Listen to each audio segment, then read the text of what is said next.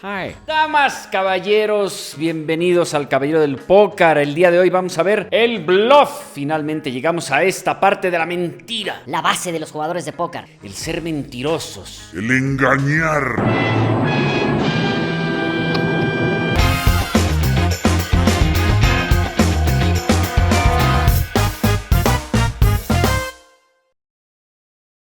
Bueno, para explicarte esto del bluff, vamos a dividirlo en 3 temas. Tipos de bluff, elementos para ejecutarlo, Y por último, tu imagen de mesa. para llegar a lo que yo he llamado la regla del 3-3-3. Entonces, número 1. Los tipos de bluff son el bluff y el semi-bluff.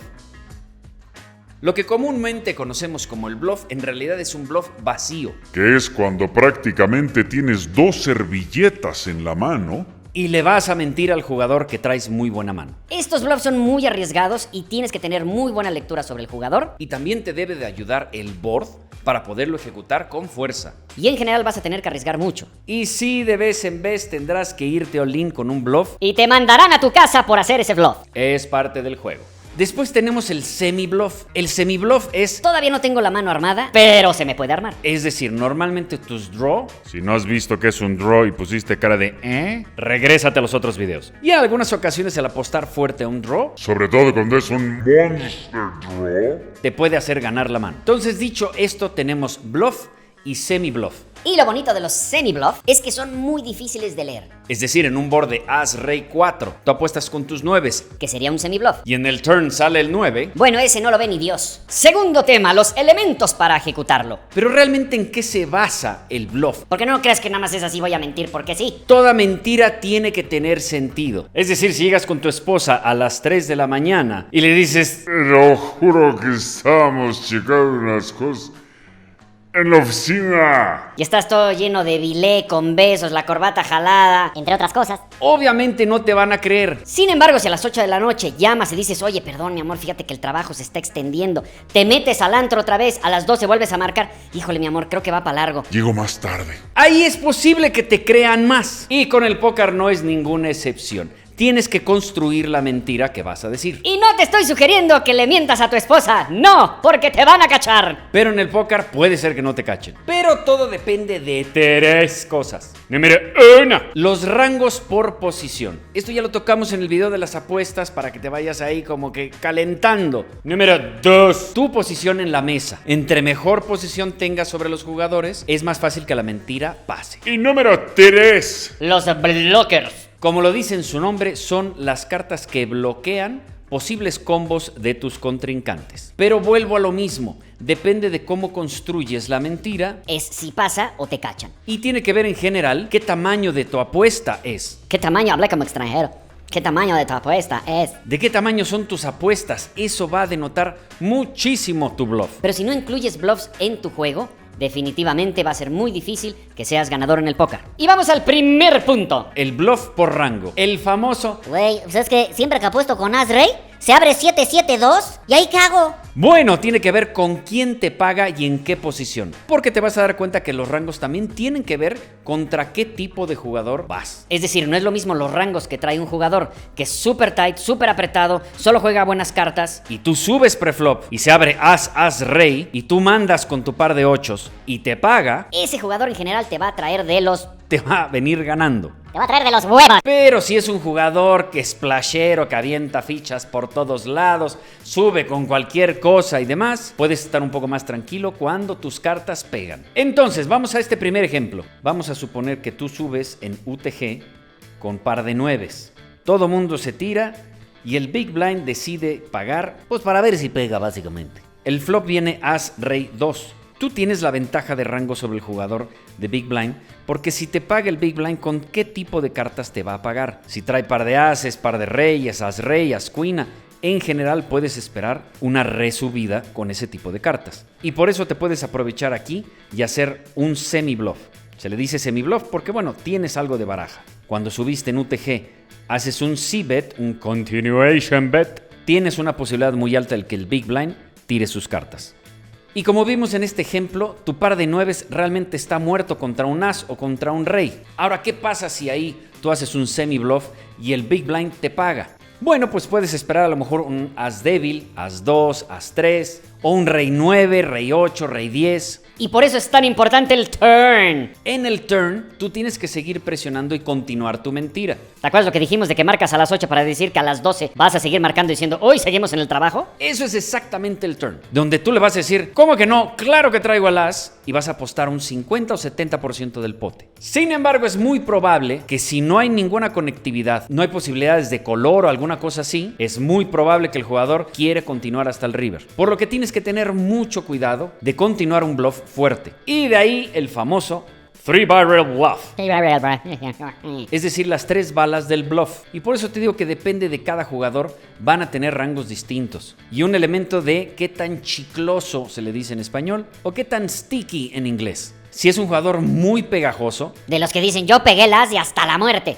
ten cuidado con esos jugadores, es difícil blofear. Y otro punto muy importante para el bluff, a los principiantes no les vas a poder blofear. ¿Por qué? Porque el principiante apenas puede ver su juego. ¿Tú crees que va a entender la historia que le estás contando? Si él pegó su as, va a decir, Yo traigo el as, voy ganando. Aunque haya corridas, colores, lo que sea. que puedes blofear, él va a seguir con su juego. Porque recordemos, estamos construyendo una mentira y el jugador tiene que entender la mentira. Entonces, para tu desgracia, jugadores principiantes o muy pegajosos, ten mucho cuidado de blofearlos. Número 2. El bluff por posición. Va a ser mucho más fácil blofear al jugador cuando te hace un check. Que en general va a significar no traigo nada, no pegué. Te puedes aprovechar de blofear en posición. Entonces, en la posición vas a ver que tienes que estar presione y presione. Te vas a dar cuenta que casi todos los jugadores cuando traen posición, sin importar que salieron en el flop, normalmente van a estar presione y presione y presione. En el flop vas a encontrar muchísima resistencia de los jugadores. En el turn es el punto de giro. En el turn en general, quien te continúa es porque está buscando y es más fácil empezar a leer qué clase de cartas pueden traer. Y por eso, nuevamente, si te fijas, video con video sale la posición, No la que le gusta a tu prima. O a tu mami. porque es muy importante tener posición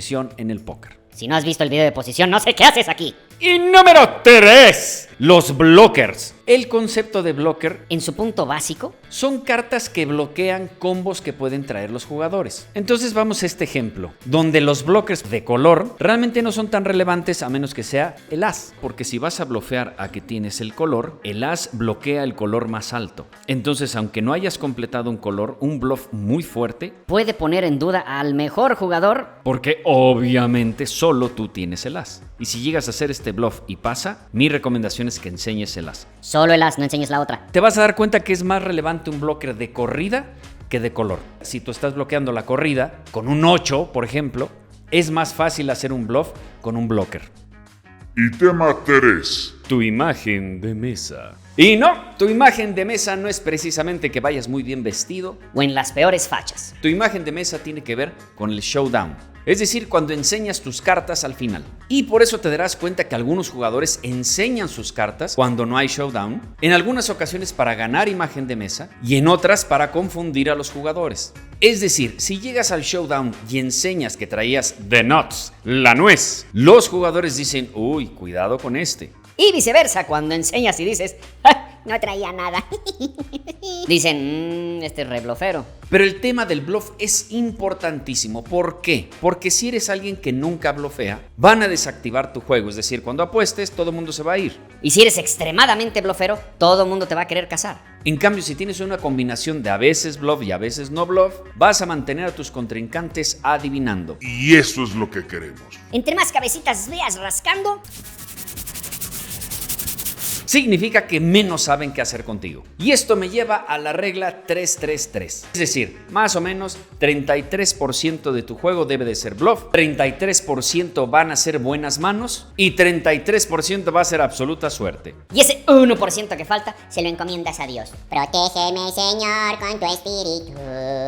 Entonces, pongamos atención a la mesa de torneo. Ando volando bajo con 1180 y nos llega en Small Blind Rey Queen. El jugador en UTG, que van a ser rangos interesantes o fuertes, sube, pero su subida es muy leve, 160. Es apenas 2x. Si bien esto puede ser un rango altísimo como ases, reyes, as rey, Aquí lo que me sirve es precisamente el tener rey cuina. Bloqueo reyes y bloqueo cuinas. As cuina, as rey. Entonces, si me topo con jotos, dieces, las cartas tienen una buena posibilidad de intentar ganar. Por supuesto, si es ases, estoy más que muerto. Pero te puedes aprovechar de estos momentos, sobre todo cuando tu stack empieza a bajar en torneo. Entonces, por supuesto, voy a intentarlo con todo y viene un all-in por los blockers que tengo.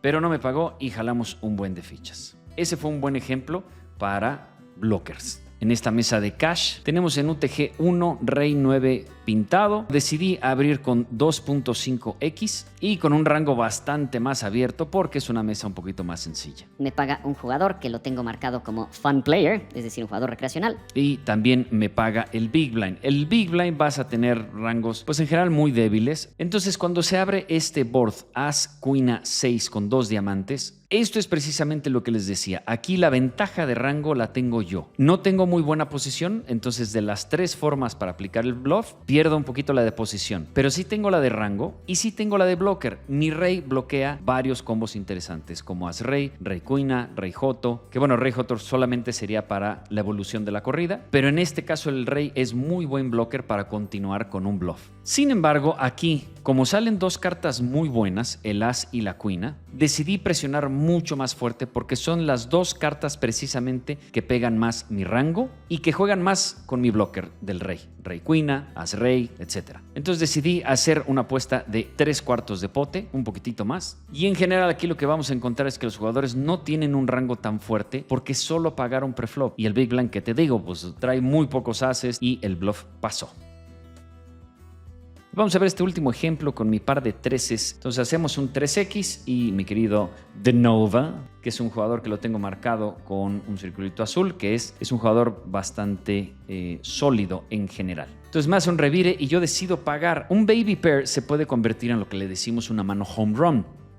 Es decir, si sale un rey 10 y en lugar del 8 un 3, podemos generar mucho dinero con una tercia de 13 acá. Entonces por eso decidí pagar. Él definitivamente, al haber robado de alguna manera el rango preflop en el small blind cuando me hace un raise, él trae más reyes que yo. Entonces este check solo debiera de hacer una trampa si agarró tercia de 10 o tercia de reyes o si trae ases, porque si no avisa precisamente al contrincante que no viene fuerte. Y aquí es donde entra un bluff por posición. Sin embargo, para no arriesgar y saber dónde estamos parados, yo decidí también hacer un check. Y aquí es lo que nos da la clave. En el momento que yo hago check en el flop y en el turn donde gira todo, él decide hacer un check y con la historia que tengo con este jugador, que sé que es un jugador sólido, me abre precisamente la posibilidad de un bluff. Porque es muy probable que traiga 6s, 7s, as joto, as cuina. Yo traigo en mis rangos de botón, traigo más 8s que él. Sobre todo porque él revira preflop. Es difícil que te reviren con un 3-bet con un as 8. Sí está en el rango del small blind para tratar de tirar al jugador, pero creo que él comete un error al no seguirme contando la historia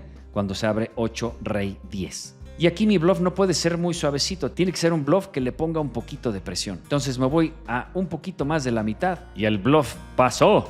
Y bueno, con esto concluimos la parte del bluff para que te vayas dando una idea. Ojalá hayas disfrutado este video, hayas entendido algo y no te haya confundido más de lo difícil que es el póker. Voy a hacer un video acerca de la psicología del póker. ¿Cómo no volverse loco con el póker? ¡Güey, traigo as rey! ¡Me paga con as 2 y sale el 2 en el river! No te preocupes, todos se vuelven locos. Es una fase. Yo soy el caballero del póker y nos vemos en la mesa final.